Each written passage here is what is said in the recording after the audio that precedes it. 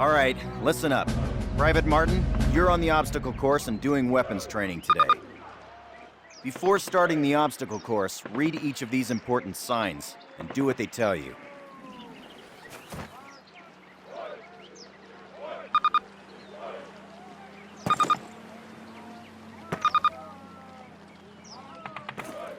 Good.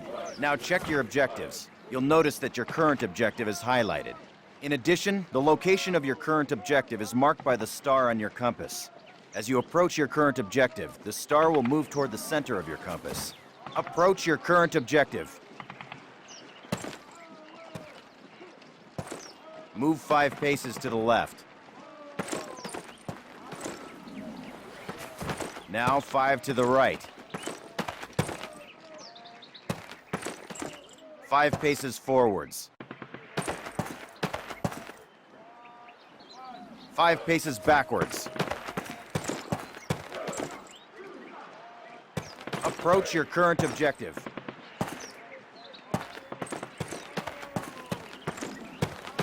That's it. Close enough. You will notice that objective is checked off and you now have a new one. All right, Martin. Open the gate and run the obstacle course. Go, go, go!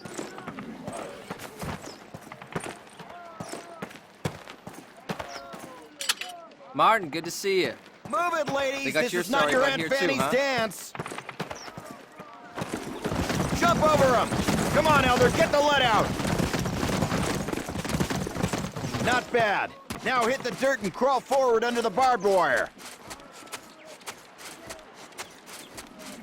Sergeant, fire up those machine guns! Those are live rounds, boys!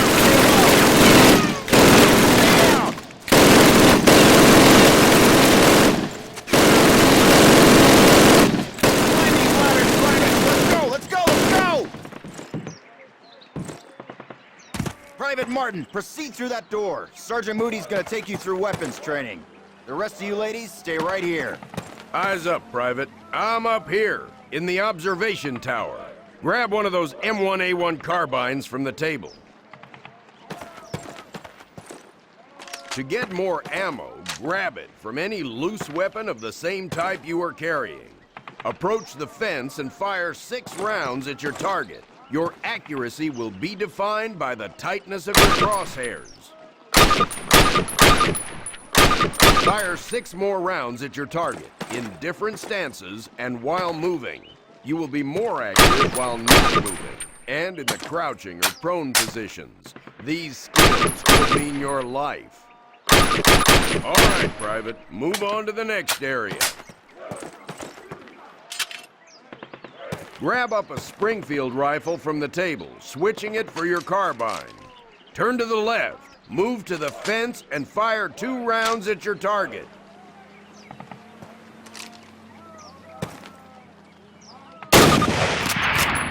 Now fire 2 rounds at your target while aiming down your sight. All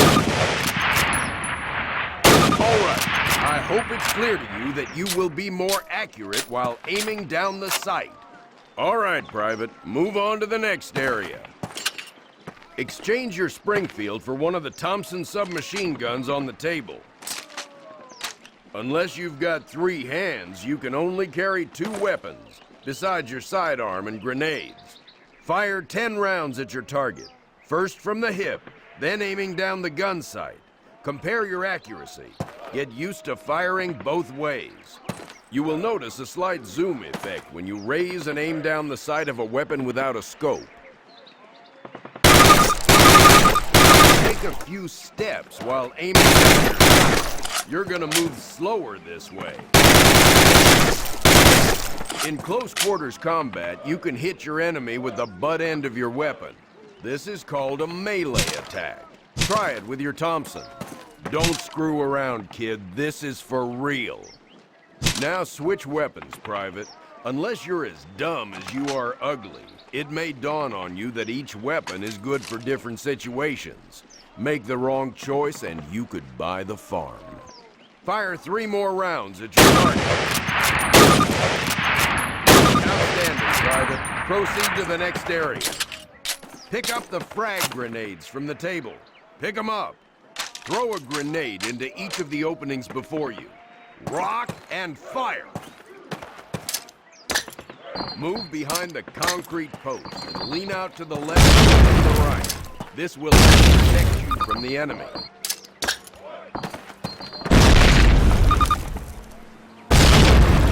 All right, Private. Move on to the next area. Remember, Private, if you get hurt, grab one of those health kits and use it. Don't be a hero. They will save your life. Our last station will be explosives. Pick 'em up, partner. That's a lot of firepower there. Treat it with respect. That stuff doesn't care what it blows up.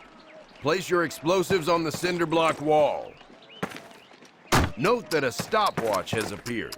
This will tell you how much time you have to get your butt out of there unless you want it blown off. Fire in the hole!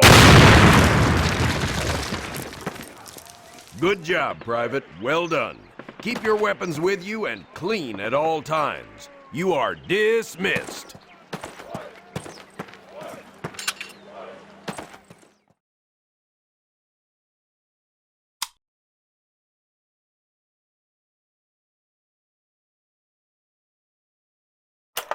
Baker Company, listen up. This is the big one. Operation Overlord, the air and seaborne invasion of Normandy. On H-Hour D-Day, seaborne infantry will attack 5 beaches codenamed Utah, Omaha, Gold, Juno, and Sword here on the coast of Normandy. Utah and Omaha beaches will be attacked by 3 of our infantry divisions. At the same time, 2 British and 1 Canadian division will hit Gold, Juno, and Sword beaches. The airborne will be landing 6 hours before H-Hour, before the air and naval bombardments. The British 6th Airborne Division will be landing here. At the same time, the 101st and the 82nd Airborne will be landing in these areas. The Dews River Estuary here divides Utah and Omaha Beach. The mission of the 101st is to capture the Dews River crossings linking Utah and Omaha Beach and to protect the flanks of Utah Beach. This road here is the main highway that connects the entire Cotentin Peninsula.